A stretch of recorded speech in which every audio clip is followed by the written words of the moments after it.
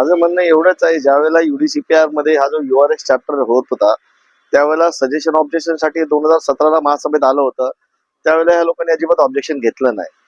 त्याच्यानंतर परत ते जेव्हा पब्लिश होतो, परत सजेशन ऑब्जेक्शन साठी आलं, तेव्हा पण काही आक्षेप घेतला नाही. आणि आता गोरगरीब लोकांची घरं बनतात आहेत, तिथे जवळजवळ 2000 ते 2200 स्टुडंट आहेत, ज्यांची अख्खी पिढी हे लोक वाया घालवू बघत आहेत. आज कुठेतरी मुद्दाम विरोध करायचा, बिल्डरला घाबरवायचा आणि असं केलं तर बिल्डर आम्हाला भेटायला येईल, फक्त ह्याच्यासाठी त्यांनी तो आज असा ठराव आणलाय की पुन्हा एकदा इम्पॅक्ट असेसमेंट करा. आणि आताच केला होता ना इम्पॅक्ट असेसमेंट, 2013लाच केला होता.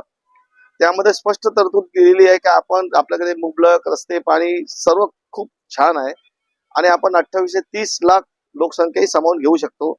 पण फक्त दादागिरी आणि हेकेखोरपणा ह्याच्यामुळे हे सर्व आज ही परिस्थिती आलेली आहे की लोकांची घरं बनत असताना आज त्यांचं सर्व झालेलं आहे. 3500 कुटुंब राहतात तिथे.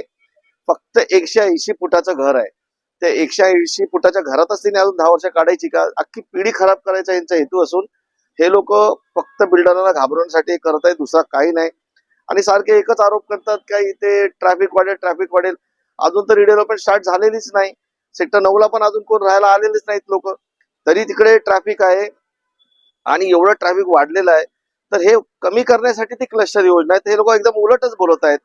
आणि मला हे देखील समजत नाही काय जे 12,000 इमारती इथे इलिगल आहेत त्या कोणाच्या आशीर्वादाने बांधल्या गेल्या? त्यांच्यामुळे ट्रॅफिक वाढत नाही? त्यांच्या इलिगल घरांना हे लोकांनी कधी हरकत घेतली नाही? यांच्याकडे पूर्ण सत्ता होती तरी एक शब्दाने कोणी कधी ब्र काढला नाही. आज त्यांच्यामुळे भूमिपुत्रांची अशी हालत झालेली आहे. प्लस कोणत्या तरी एका बाजूने राहायला पाहिजे, त्या कोणत्याही एका बाजूने न राहता दरवेळेला ह्याला विरोध, ते आता बोलतात हेना दिली तर हेना नाही द्यायची, गावठाणा दिली तर चालेल. पण ही सर्व योजना माननीय मुख्यमंत्री देवेंद्र फडणवीस साहेबांचीच आहे. 2019ला ते मुख्यमंत्री झाले होते, त्यावेळेला त्यांनीच आणलेलं आहे UDCPR आणि त्याच्यामध्ये URS ची प्रोव्हिजन आहे.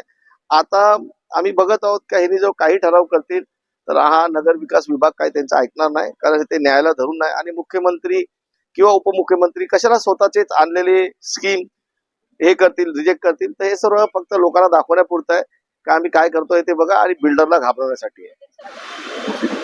काय होतं, टेक्निकली तिकडे कोण बोलत नाही. सभागृहात जेव्हा एक असते चान्स का आपण रायटिंग मध्ये सजेशन ऑब्जेक्शन द्या, तेव्हा टाकत नाहीत. आणि नंतर सभागृहात फक्त जनतेला दाखवायला का आम्ही भांडतो बोलतो, तसंच आहे. आणि प्रत्येक नगरसेवकाला क्लस्टर योजना पाहिजे. फक्त त्यांच्या कोणाच्या तरी सांगण्यावरून ते अशी भूमिका घेत आहेत, त्यांना नको. पण ते देखील आतून चिडलेले आहेत. सर्वांना क्लस्टर पाहिजे, सर्वीकडेच रिडेव्हलपमेंट आहे. आता 3 FSI मुळे 3 FSI मध्ये कुठेही रिडेव्हलपमेंट परवडत नाही. विकासकांना, तिथं स्थानिक रहिवाशांना, आणि सिटी चेंज होतेच ना 30 वर्षांनी, तर त्या अनुषंगाने हे सर्व चेंजेस करणं गरजेचंच आहे आता. हो, साहेब नाईक साहेबांनीच आणलं होतं आणि मी सभागृहात होतो आणि त्यावेळेला इम्पॅक्ट असेसमेंट पण त्यांनीच करायला लावला होता आणि हायकोर्टाने शाबासकी देखील दिली होती काय आज इम्पॅक्ट असेसमेंट करणारी पहिली महानगरपालिका आहे. पण आता त्याच इम्पॅक्ट असेसमेंटला हे लोकच विरोध करत आहेत. हे कुठेतरी डबल स्टँडर्ड आणि डबल गेम आहे.